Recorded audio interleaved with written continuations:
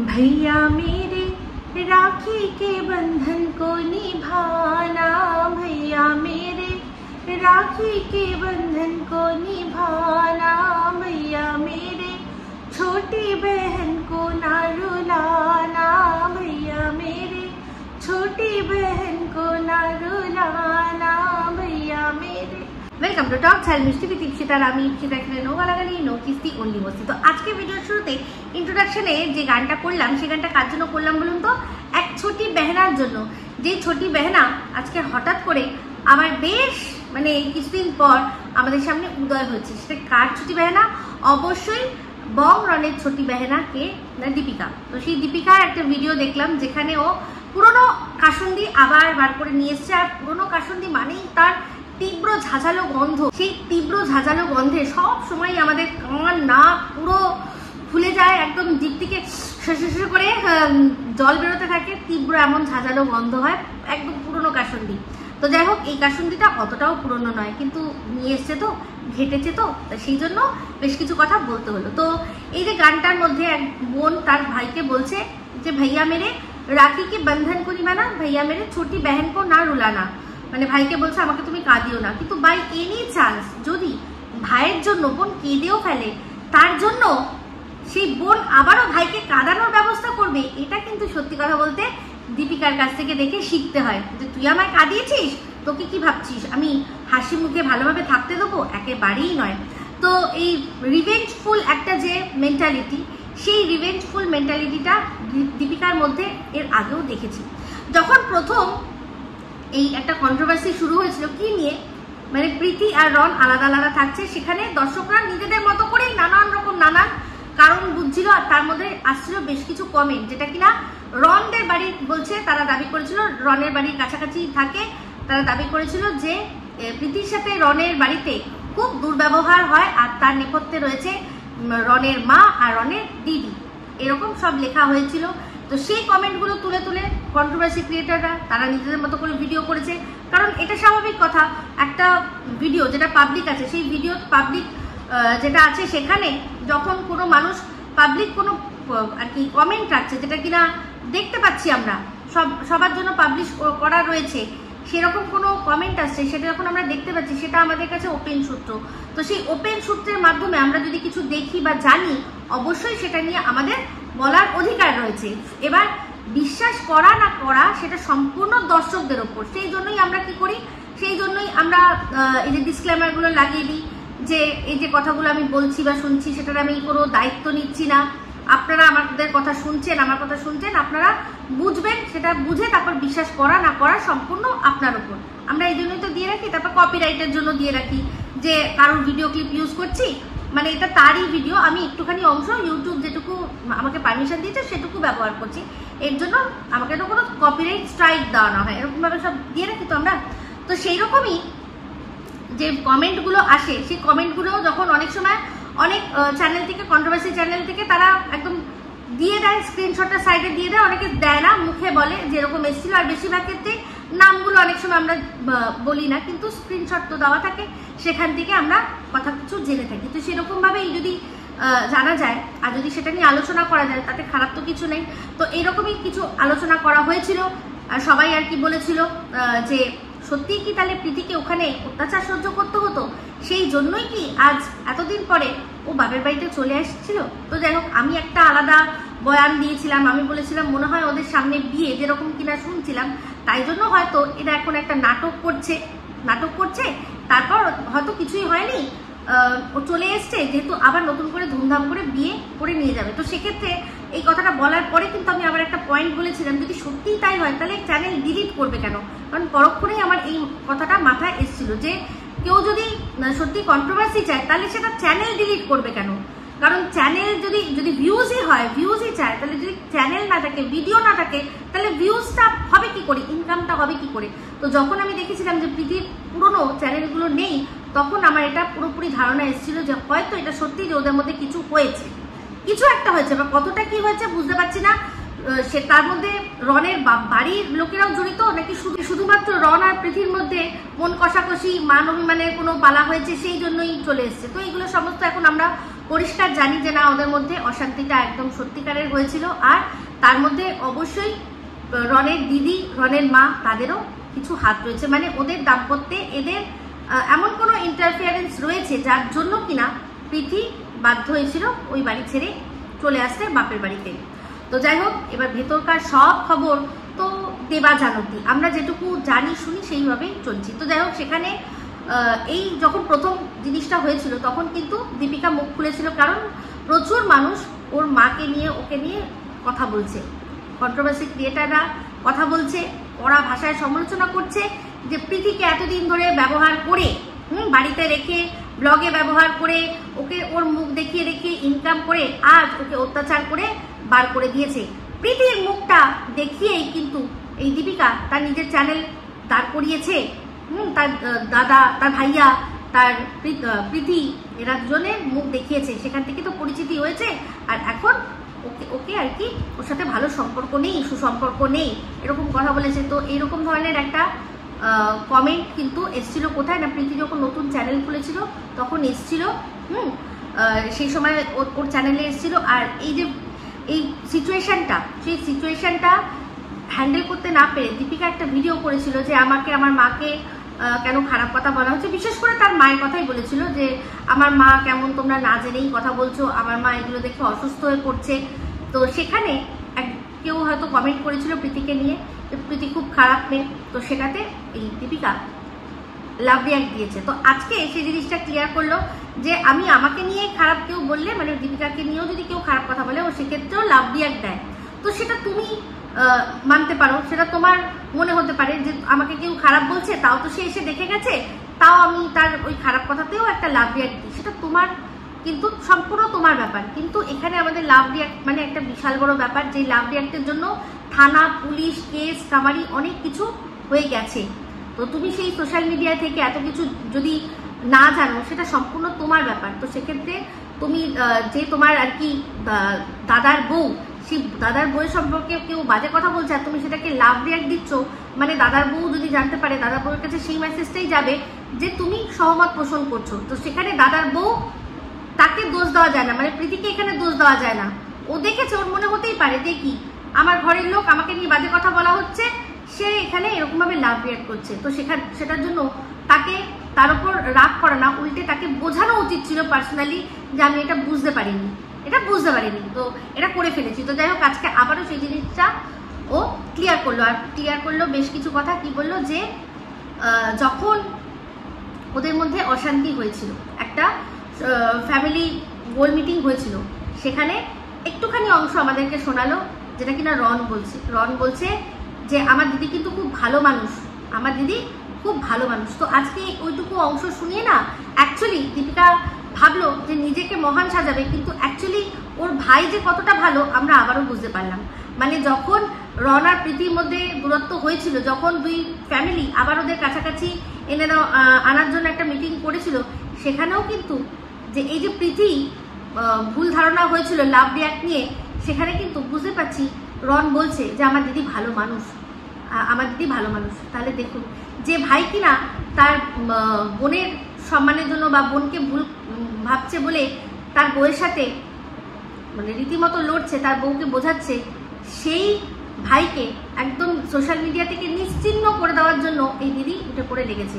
এই দিদি নিজেই বলেছে যে আমার এই সোশ্যাল মিডিয়া থেকে ইনকাম দরকার হয় না, যেখান থেকে কিন্তু সে ভালো ইনকাম করেছে, যেটা তাকে সেখানে নিয়ে কেউ কিছু বললো, তার মাকে কিছু বললো, তাহলে তো যায় আসারই কথা না। যদি সত্যি ইউটিউব বা সোশ্যাল মিডিয়াটা ওর কাছে কোনো ব্যাপার নয়, সেখান থেকে ইনকামও করে না, কোমর দুলিয়ে নেচে, বা সেখানে ওকে কেউ কিছু বললো না বললো, ওর যায় আসে না, তাহলে কি দরকার আছে?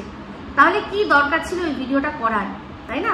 করে সব কিছু পরিষ্কার করার, বোঝানোর, ওদের মধ্যে যাই হয়েছে তার জন্য আমরা দায়ী নয়। ওরা কিন্তু দায় কোনোদিনও দেয়ও নি, না প্রীতি না রন, দুজনের মধ্যে কেউই কিন্তু দায় দেয়নি যে আমাদের সম্পর্ক ভেঙে যাচ্ছিল তার জন্য এরা দায়ী। ওরা কিন্তু বরাবরই নিজেদের দায় দিয়েছে যে আমাদের মধ্যে যা হয়েছিল, আমাদের মধ্যে ভুল বোঝাবুঝি হয়েছিল, এখানে আর কারোর দোষ নেই, এরকম কথা কিন্তু শোনা গেছে। আর আমরা এই জিনিসগুলো থেকে সরে এখন নতুন করে মুভ অন করে নিজেরা নিজেদের মধ্যে সংসার করতে চাই। সেখানে এই রনের দিদি, যার কিনা ইউটিউব থেকে ইনকামের কোনো প্রয়োজন নেই, কিন্তু সে ভালো করে জানে কোমর দুলিয়ে হোক, নেচে কুদে হোক বা যেভাবেই হোক, তার ভাইকে এখান থেকেই কিন্তু ইনকাম করতে হবে, আর সেখান থেকে ও ভালো ইনকাম করছে। তাহলে শুধু শুধু নিজের ইমেজ ক্লিয়ার করার জন্য এমন এমন কথা যেগুলো শুনলে তার রন বা রনের বউ মানে পৃথি এদের দর্শক খারাপ বোঝে, আর তাদের ভিউজ না দিয়ে তাদের ইনকামটা সম্পূর্ণভাবে বন্ধ করে দেয়, তাহলেই কি এই দিদি থামবে? তবেই কি এই দিদির মনে হবে যে সে জাস্টিস পেয়েছে?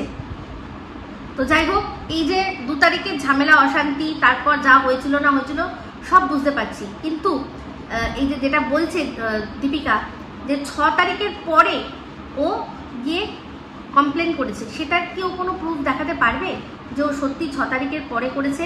মানে এটা কি ও প্রুফ দেখাতে পারবে যে এই যে রন যেটা দেখিয়েছে আমাদেরকে যে দেখো আমার দিদি আমার বিরুদ্ধে আইনি পদক্ষেপ নিচ্ছে, সেটা আমি যখন জানতে পেরেছি তখনই আমি এই জিনিসটা সোশ্যাল করেছি? তাহলে নিশ্চয়ই ওর কাছে কোনো ডেট রয়েছে, 6 তারিখের আগের ডেটের কোনো যে এফআইআর বলুন, জিডি বলুন, তার কপিতে তো ডেটটা থাকবে, সেটা কি ও দেখাতে পারবে যে ও আগে স্টেপ নেয়নি, ও পরে স্টেপ নিয়েছে? সেটা কিন্তু জানাটা খুব দরকার।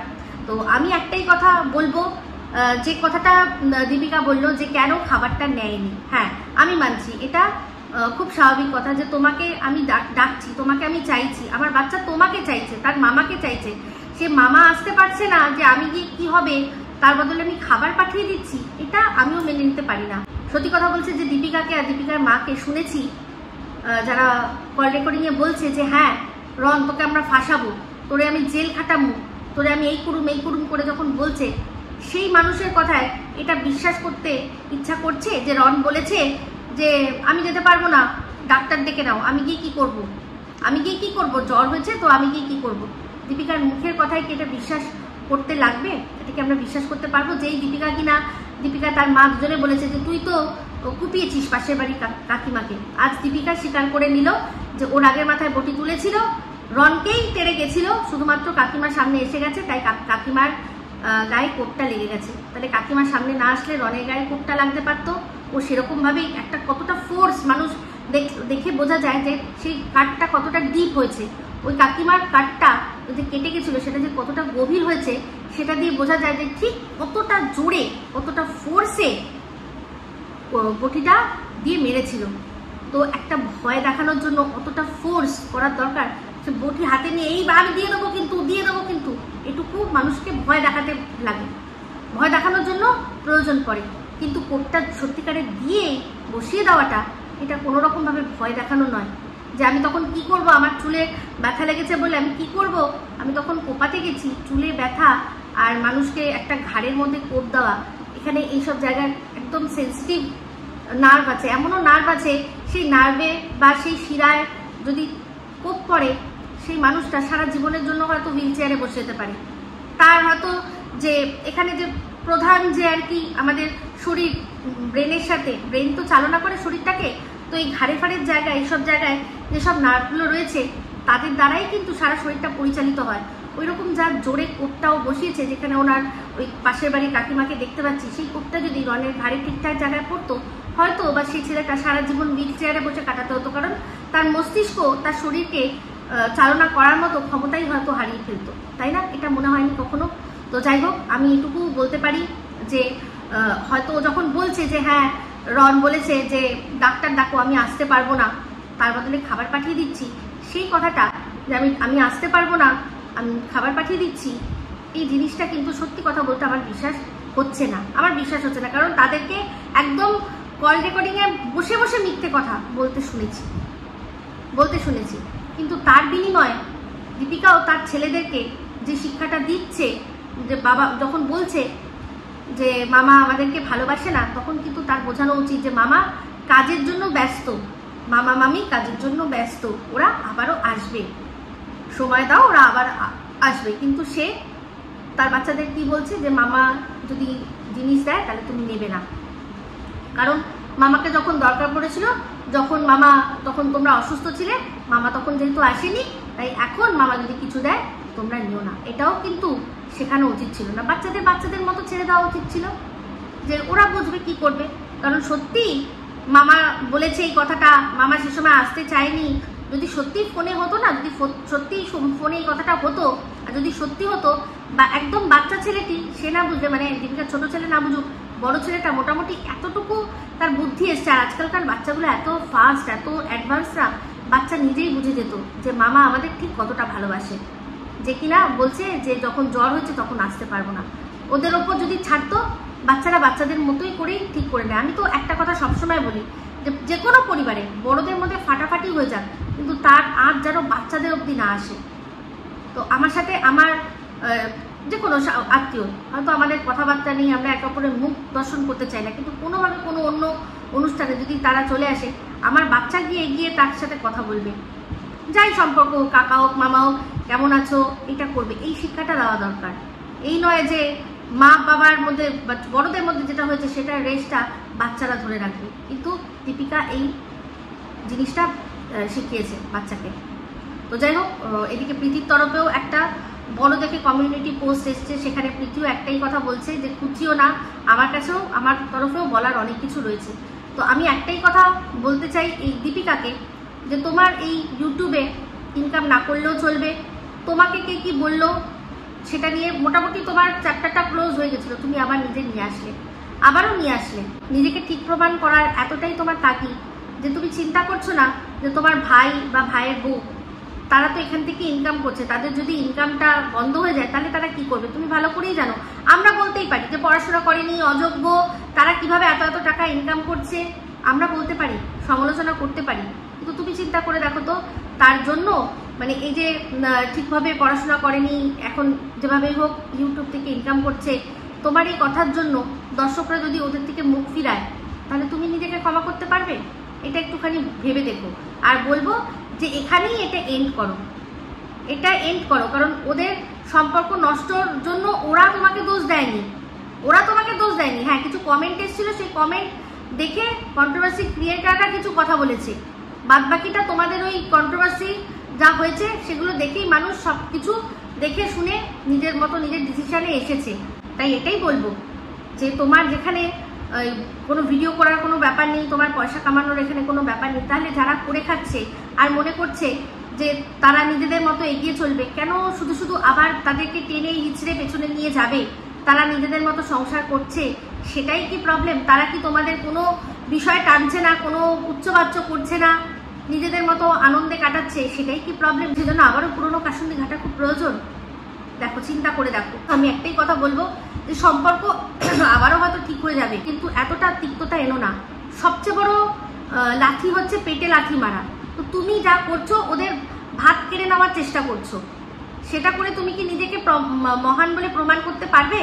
তোমার এত নিজেকে ঠিক প্রমাণ করার কি প্রয়োজন আছে সেই জায়গায়, যে জায়গাটাকে তোমার কোনো প্রয়োজনই নেই। কিন্তু এখানে প্রীতি লিখছে আমার কিন্তু জায়গাটা প্রয়োজন, কারণ এটা আমার ইনকামের জায়গা। এই জায়গাটাতে ও নাম, পয়সা সব একসাথে পেয়েছে, সমস্ত নেম, ফেম, মানি সব কিছু সে পেয়েছে। তাহলে সেই জায়গাটাকে যে নষ্ট করতে চাইছে, ও কিন্তু তাকে ছেড়ে দেবে না।